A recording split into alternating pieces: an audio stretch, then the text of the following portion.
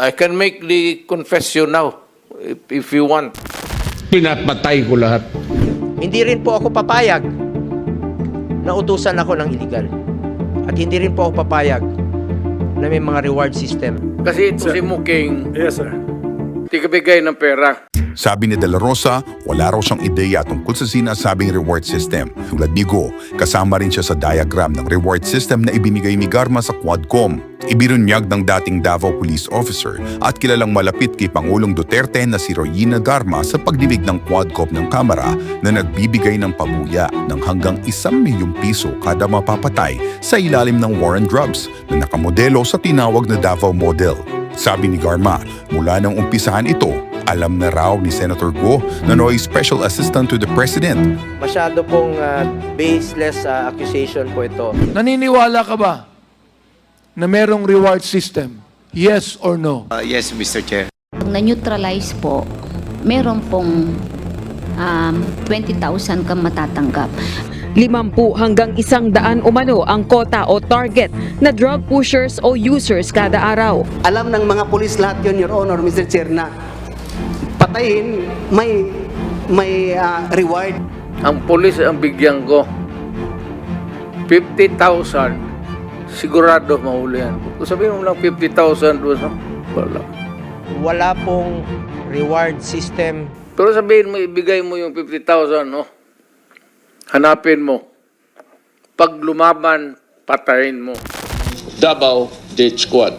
I can make the confession now, if you want. Mr. Chair. Talagang niyayari ko. Meron akong death squad.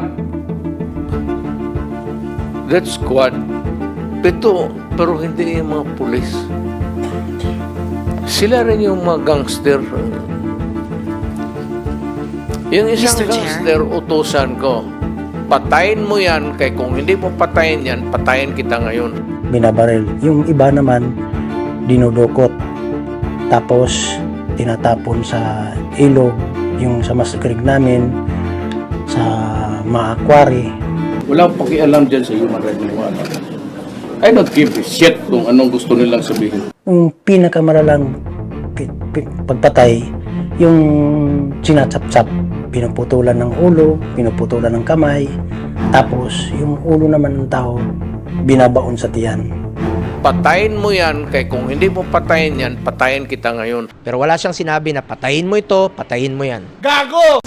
Ang Davao is in the forefront. And only because we decided nga gisabot ko ninyo. Kaya niadto pa ba ng extrajudicial killing? Tapos tinapon namin sa San Rafael Village. Ang masakit, ginalaw pa nila ang mga bata.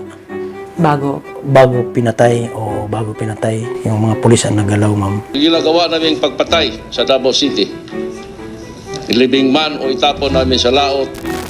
Ito po ay binabayaran kami ni Mayor Rody Duterte.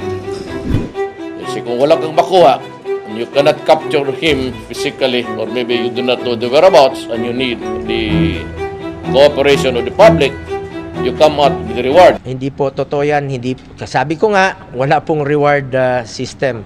Mga year 2002, 2003, si Mayor na mismo ang nagbibigay sa amin ng reward personal.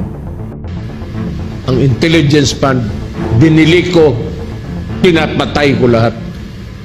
Kaya ganun ang Davao. Yung mga kasama ninyo, pinatigok ko talaga. Yun ang totoo. Sa Davao ako, ngayon ako si Mayor. Kaya ang tamang Davao maganda. Patay naman lahat, pero maganda.